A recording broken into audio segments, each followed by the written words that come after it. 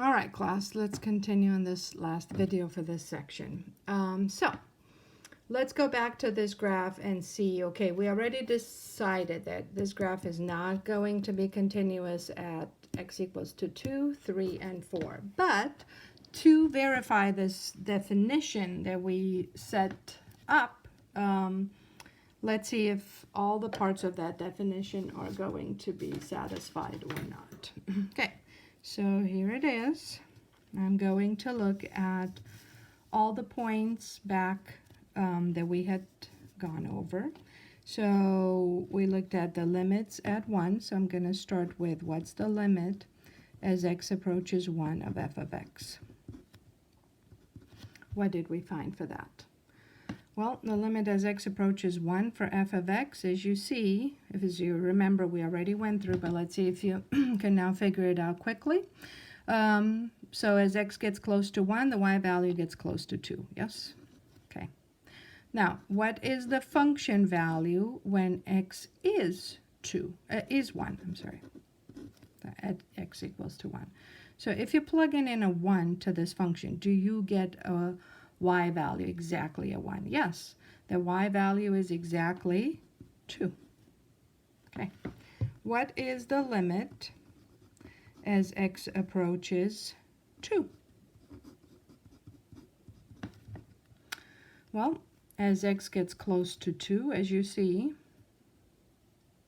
from both sides, right, double-sided limit, I didn't say plus minus, as x gets close to 2, from both sides, yes, the y values push up closer and closer to 3.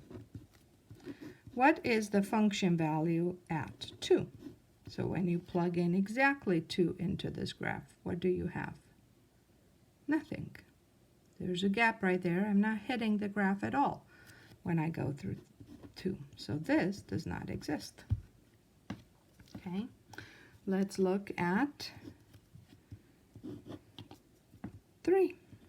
What's the limit as x approaches 3 of f of x? So, plug it in. What are you getting? So as I'm getting close to 3, as you see, the y values get closer to 1, right? We've had that. What is f of 3, though, at the point itself? So when I plug in 3 into the function, where do I hit the graph? I hit the graph right here, and that y value is a 2. Okay. And finally, what is the limit as x approaches 4? Well, as we're getting close to 4, we already saw the left-hand limit is different from the right-hand limit. We're not approaching the same value, so this doesn't even exist. Okay. Now, what is f of 4? Just for completion, the definition already failed, but what is f of 4? So when I plug in a 4 into this function, where do I hit my graph? I hit my bubble right here, yes, and that is a 1. Okay, so as you see, which one of these fail to be continuous? At which of these points does the graph or does the function fail to be continuous? Here, we get the limit exists, the function exists, and they are the same number. Yes, so the function's continuous at x equals to 1. Okay, by the way, one more time, this is a 1 here.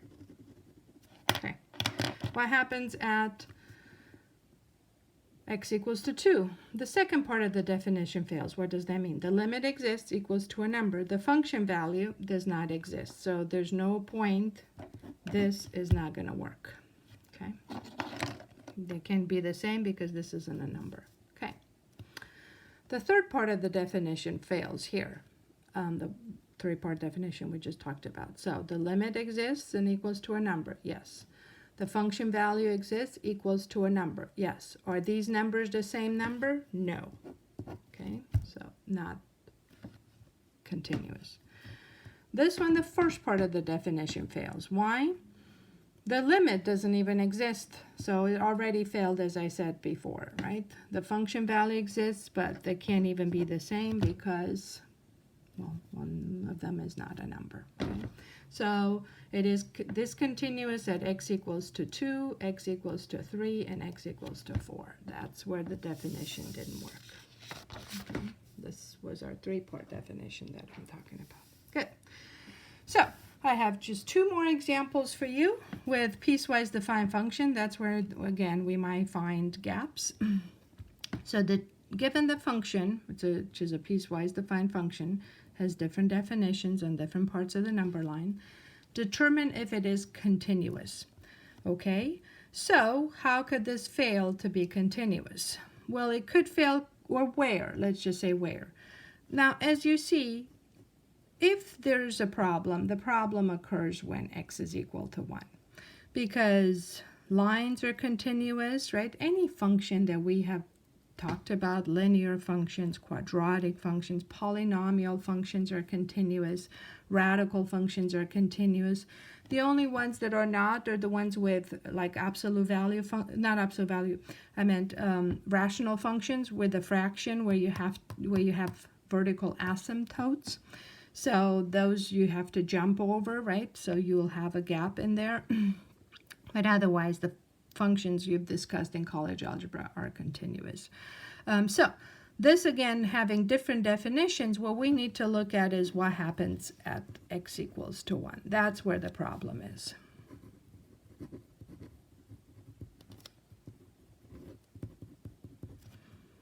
Okay, so is there a gap there?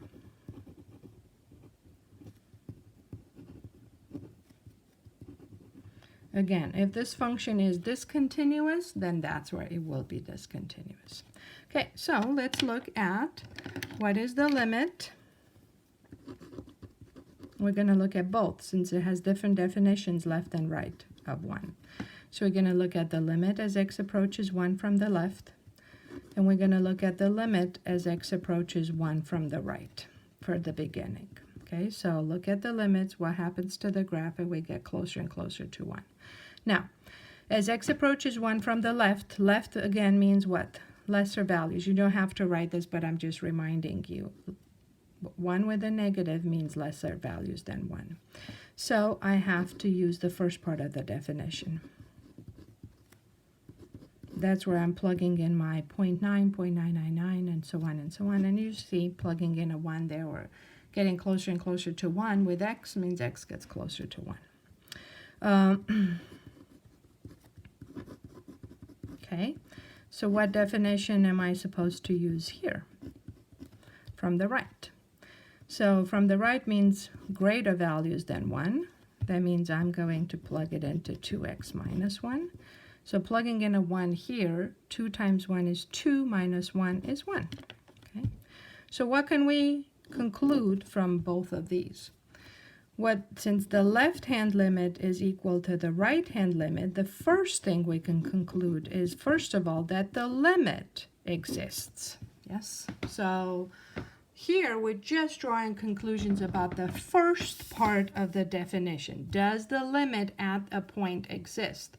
So again, for a limit at a point to exist, means we're looking left and right of it. Yes, if the definitions should change left and right. Okay, so the limit, first of all, since both of them are the same, we're concluding exists. Now that's just the first part. What's the second part of this definition? The second part is what's the function value, right? Left, right is fine, but what happens exactly when x is equal to 1? Okay, so when x is equal to 1, do we even have x equals to 1 included in this definition? Yes, right here, right? If x is greater than or equal, right? So the equal part, we have to use this part of the definition. Okay, so plugging in there, we're going to get a 2 minus 1, which is 1. All right, so the limit exists, the function value exists, and moreover, what? They are the same, yes? So we're good to go, right? This function is continuous at 1, and otherwise there is no reason for it to be discontinuous. So the answer is yes. it is determined if it's continuous. Yes, it is.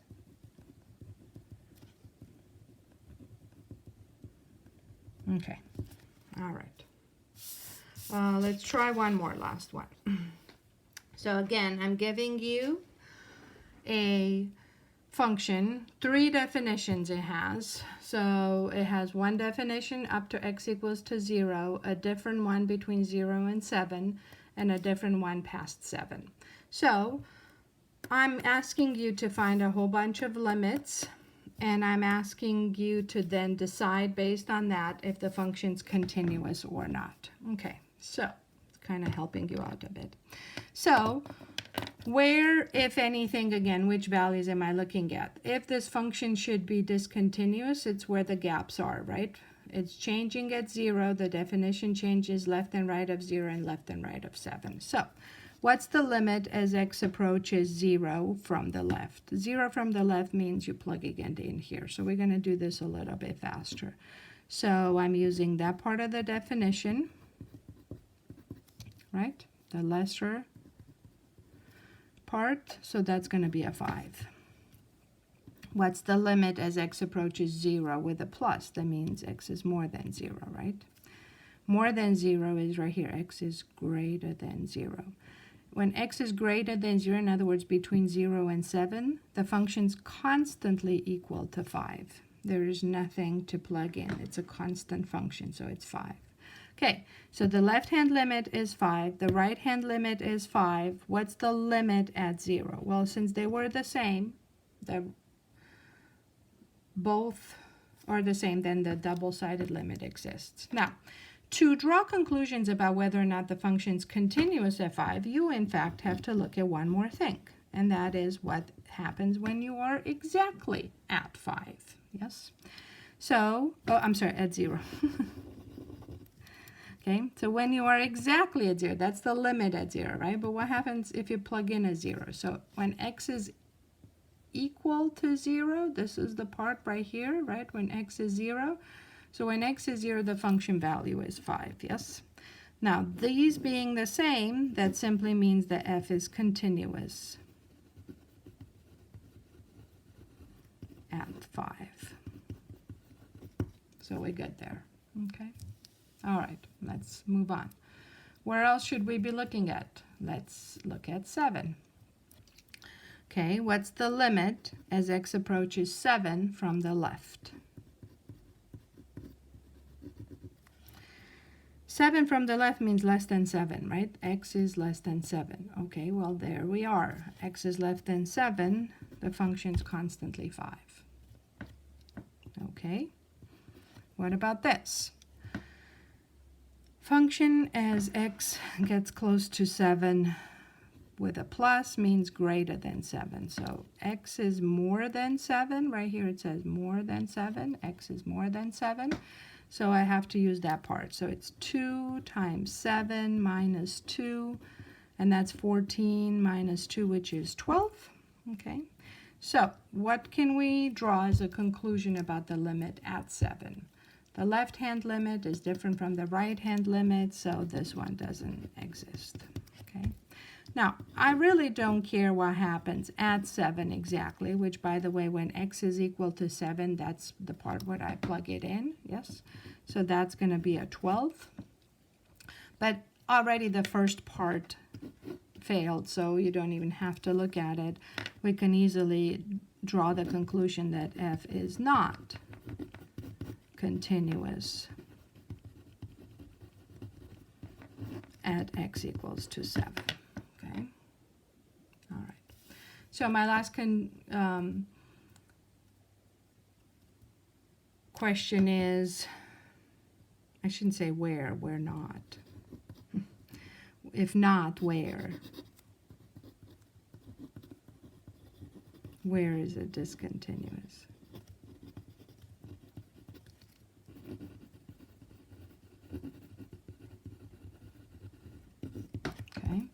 So is f continuous? No, it's not. Why? Because it's not continuous on every point of its domain. There is a gap in this graph somewhere, right? It's perfect. It goes super nice, but at one point, I'm gonna have to jump, right? So the function's not continuous. Why? Because it's discontinuous. There's a jump at x equals 2, 7, right? So there you go. So again, as I said, many of the functions you talked about in college algebra, linear functions, quadratic functions, there's no gaps in them, right? So we're not going to worry about them. Radical functions look like that. Polynomial functions of any nature you've learned in college algebra. And we're going to be drawing these, maybe more, right? That's a polynomial function. They're all continuous. There's nice smooth graphs that go right through. Even absolute value functions, yes, are continuous. So you've talked about all these functions in college algebra. The ones that will have gaps are the what?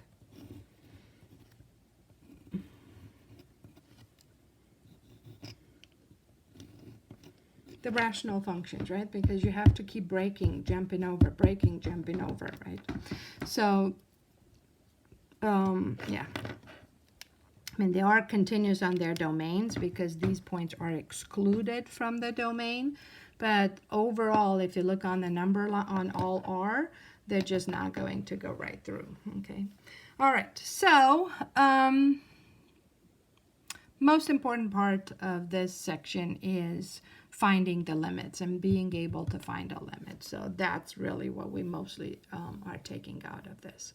In chapter 2, by the way, that's what we're going to start with, knowing how to draw even better polynomial functions and rational functions.